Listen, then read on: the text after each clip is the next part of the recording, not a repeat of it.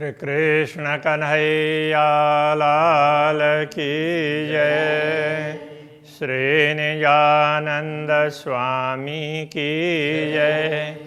श्री प्राणनाथ प्यारे की जय। कहानी मुना एक भांत का अंग को भी सक सागर। खुशबुए नरम चकनैया सब सागर कहे योकार। सब सागर कहे यों कर। श्री कृष्ण कन्हैया लाल की श्री राज्य के मुखारविंद की बात चल रही है। जो रंग कहूँ गौर का तो सागर मेर तरंग। जैसे श्री राज्य का मुखारविंद है तो उसको गौर वर्ण का कहें तो भी उससे निकलते हुए आभा है ना, तो उसमें वो ही एक प्रकार से सागर ही है। तो उससे वो प्रकाश की तरंगें पहाड़ों की भांति, ऊंची ऊंची पर्वतों की भांति निकलती है। जो कहूँ लाल मुख अधुर, और उनके मुखारविंद को लाल और उनके मुखारविंद को और अधर को, ओष्ठों को लाल कहें तो हुए सागर लाल सुरंग। तो लगता है कि वो पूरा सागर है, लाल और सुरंग, बड़ा अच्छा। तो इस प्रकार का, तो ऐसे लाल लाल और बड़ा सुंदर ऐसा लगता है। हक के मुख का नूर जो सो नूर ही सागर जान। तो अक्षरातीत धामधनी के मुख का प्रकाश, मुखारविंद का प्रकाश से उससे मानो पूरा पूरा प्रकाश का सागर बन गया हो, ऐसा लगता है।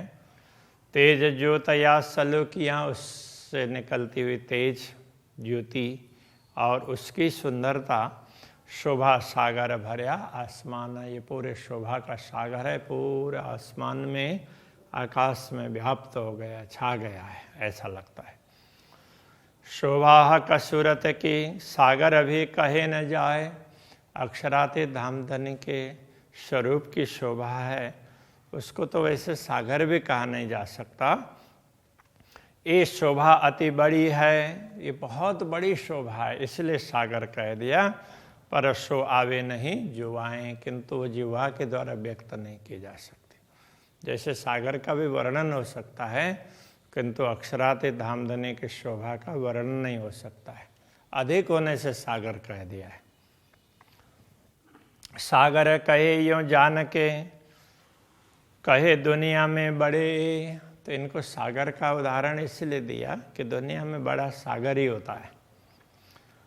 पड़या सागर से ना निकसे, कई अंग शोभा है न वास्ते। यदि सागर में कोई गिर जाता है तो उससे वो बाहर नहीं निकल पाता, वही डूब जाता है वो। तो ऐसे ही अक्षरातीत धामधनी की शोभा कोई देखने लगते हैं तो उसी में वो खो जाते हैं। तो इसलिए कई अंग शोभा इन वास्ते, इनको श्री राज्य के इन अंगों की शोभा सागर की भांति इसलिए कहा है। यूं लग्या आशिक एक अंग को, सो तहाँ ही हुआ गलतान। जब अनुरागिणी आत्मा श्री राज्य के किसी एक अंग का दर्शन करती है तो तहाँ ही हुआ गलतान, वो उसी में खो जाती है, समा जाती है। इनसे कबू ना निकसे, तो कहे सागर अंग सुभाना। तो उससे कभी भी वो बाहर स्वयं निकल नहीं पाती है। तो इसलिए अक्षरातीत धामधनी के अंगों को सागर कहा। जैसे सागर में भी कोई डूब जाता है तो वो बाहर नहीं निकल पाता है। तो यदि उस सागर ही उसको बाहर निकाल दें तो निकल पाएगा, बाकी अपने आप तो नहीं निकल पाता है। तो इसी प्रकार ब्रह्मात्माओं को भी अनुरागिणी आत्माएं श्री राज्य के स्वरूप का दर्शन करती है तो एक एक अंग का दर्शन करते उसमें खो जाती है। तो जब अक्षरातीत धामधनी चाहेंगे तो उससे बाहर निकाल करके उसको दूसरे अंग का दर्शन करवाते हैं। ए रस रंग उपले केते कहूँ, कई विध जिनस जुगत। इन सागरों में से श्री राज्य के अंगों से जो भी रस प्राप्त होता है, उनका रंग है, ये बाह्य दृष्टि से कितना कहें, कह करके क्या कह पाएंगे। कई भी तो जिनस जुगत, उसमें तो विभिन्न प्रकार की सामग्रियां हैं। फिर देख ही बार बार देख करके भी वही देख सकते हैं, देखते ही रह जाते हैं। रुए क्यों न होए तृप्त, कितना भी देख लें आत्मा कभी तृप्त नहीं हो पाती है। सहज अंदर के पाइए मुख देखे हक सूरत, यदि अंदर दृष्टि से देखें तो अक्षरातीत धामधनी का मुखारविंद है, वो पूर्ण ब्रह्म परमात्मा का ही तो स्वरूप है, ये समझ में आएगी। तो इसलिए वो पूर्ण स्वरूप है। रस बस एक हो रही जो रूहे माहे खिलवत, और ब्रह्मात्माएं जो श्री राज्य के सानिध्य में हैं वो भी उनके ही अंगस के अंतर्गत है, उससे अलग है ही नहीं। तो श्री राज्य के अंगों की शोभा बताई नहीं जा सकती है, तो ब्रह्मात्मा उसी अंग में से है। तो इसलिए तो उसका वो सब एक रस हो जाती है। जो गुनाहक के दिल में सो मुख में दिखाई देता, श्री राज्य के हृदय में जो गुण हैं वो उनके मुखारविंद से पता चलते हैं। सो देखे अरवाह रस की जो इत हुई होए सावचेत, तो जो परमधाम की आत्माएं इस नश्वर जगत में जागृत हो गई हो तो इस बात को समझ पाती है।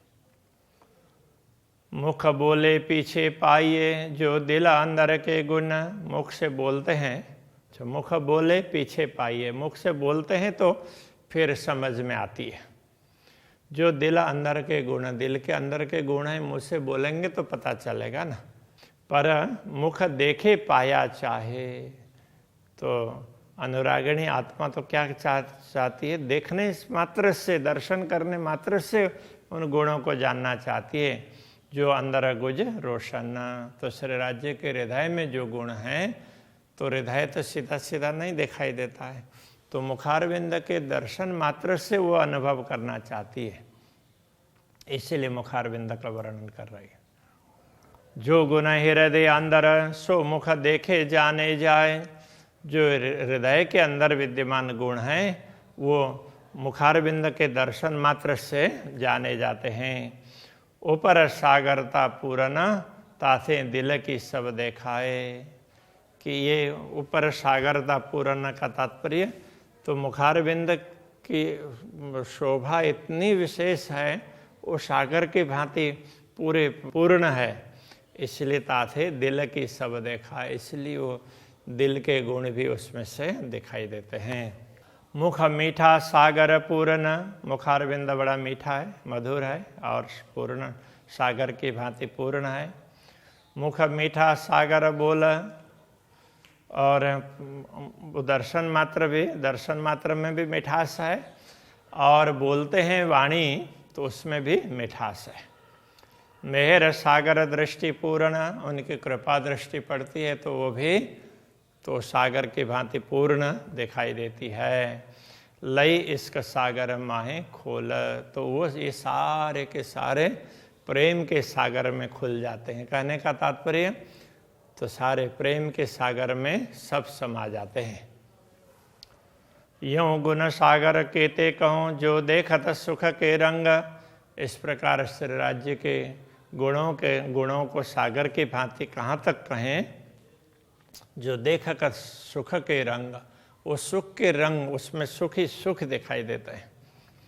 कई सुख नहरें किरना चले, तो उन ऐसे अनेक प्रकार के सुखों की तो नहरें चलती है, उसमें से किरणें निकलती है।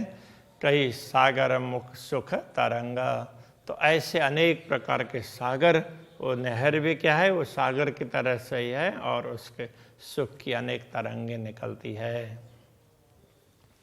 तो जितना देखते हैं उतना आनंद आता है, कहने का तात्पर्य है। कई रस रंग एक गौर में, एक रंग माहे कई रस, तो एक गौर रंग में उसमें भी अनेक प्रकार के रंग और रस भरे हुए हैं।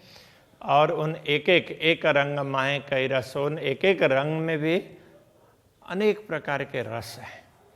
क्यों वर्णो आगे मोमिनो ब्रह्मात्माओं के सम्मुख ये क्या बताएं। इस मुख मासु का अजीम अरस, ये मुखारबिंद है। प्रियतम पूर्ण ब्रह्म परमात्मा परमधाम के स्वामी हैं, उनका मुखारबिंद है। इसका क्या वर्णन कर सकते हैं। एक सलूकी में कई चकलाइयाँ, तो ये दोनों ही सुंदरता ही है। सलूकी भी सुंदर और चकलाई भी सुंदर ही है। तो एक शोभा में ऐसे कई सौंदर्य दिखाई देते हैं। एक चकलाई कई सलूका, ऐसी एक सौंदर्य में भी ऐसे कई प्रकार की सुंदरता शोभा दिखाई देगी।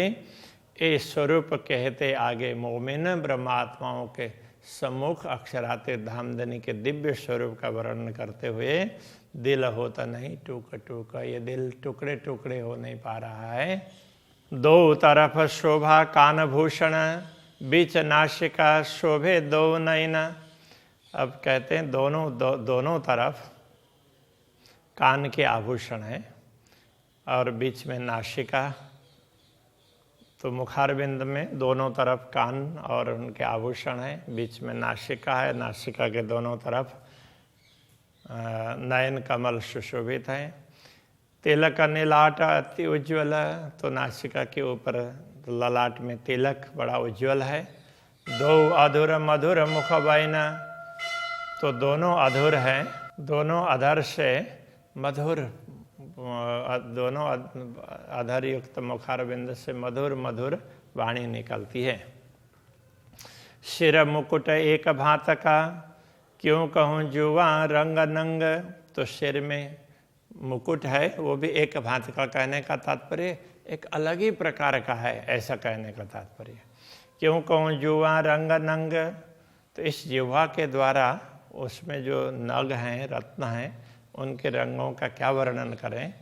ना देख सकूं नूर नजरों, तो उनमें से निकलने वाला नूर है न प्रकाश, उसको दृष्टि से हम देख भी नहीं पा रहे हैं ढंग से। कई किरणें उठे तरंगा, उनसे निकलने वाली किरणें हैं, उसके अनेक प्रकार की तरंगें उठती रहती है।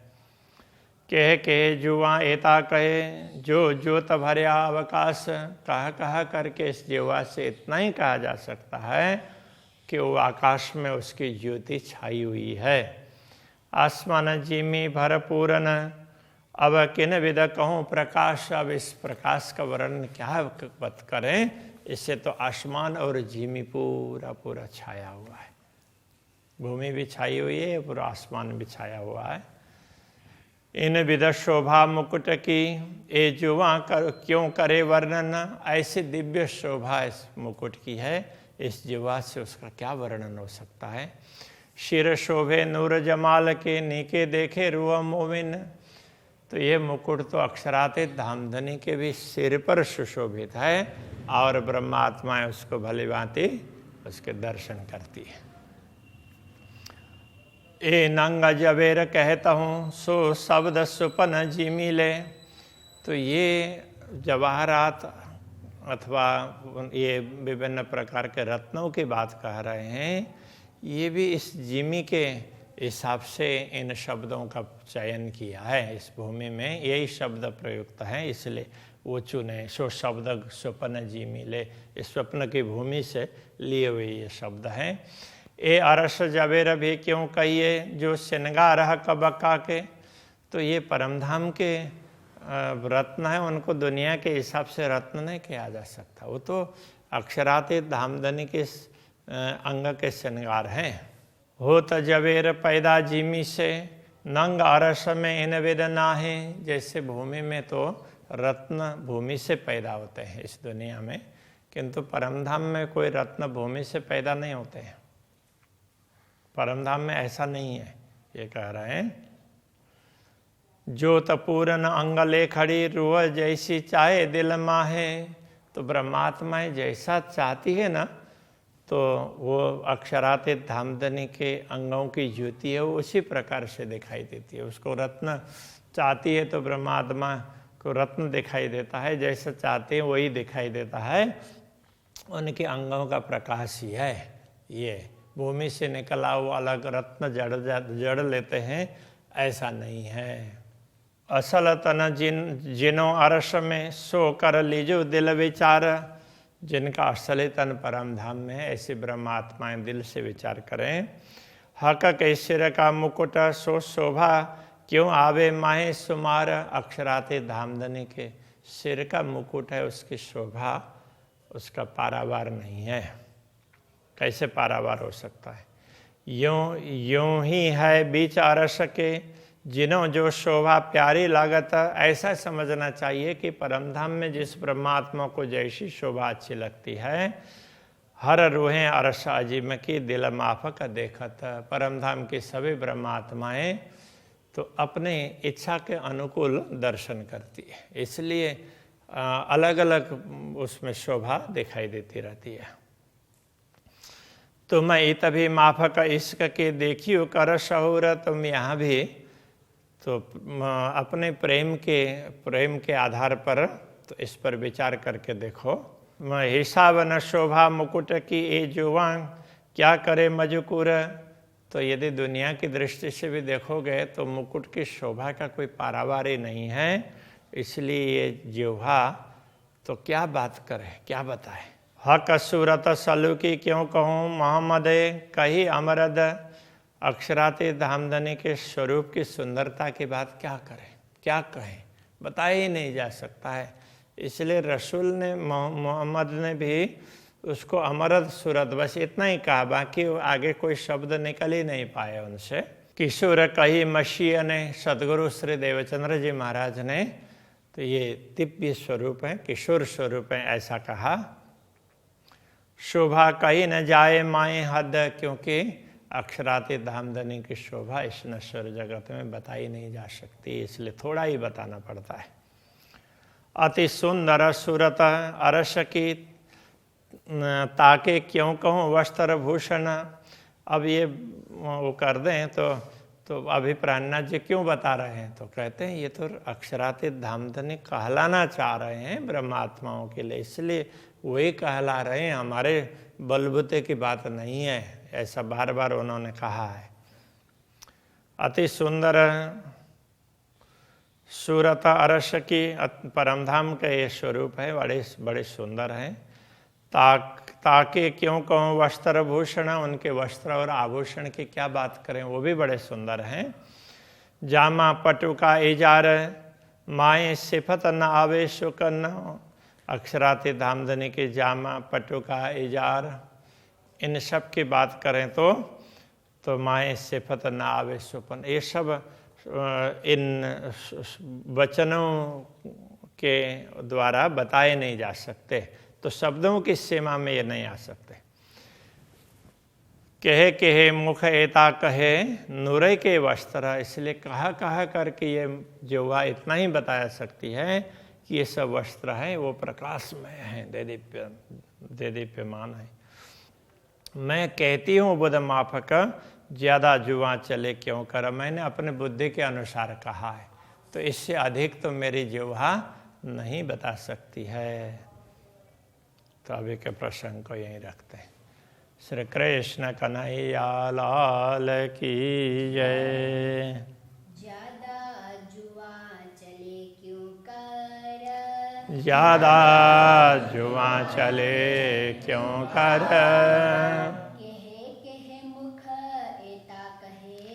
कहे मुख एता कहे,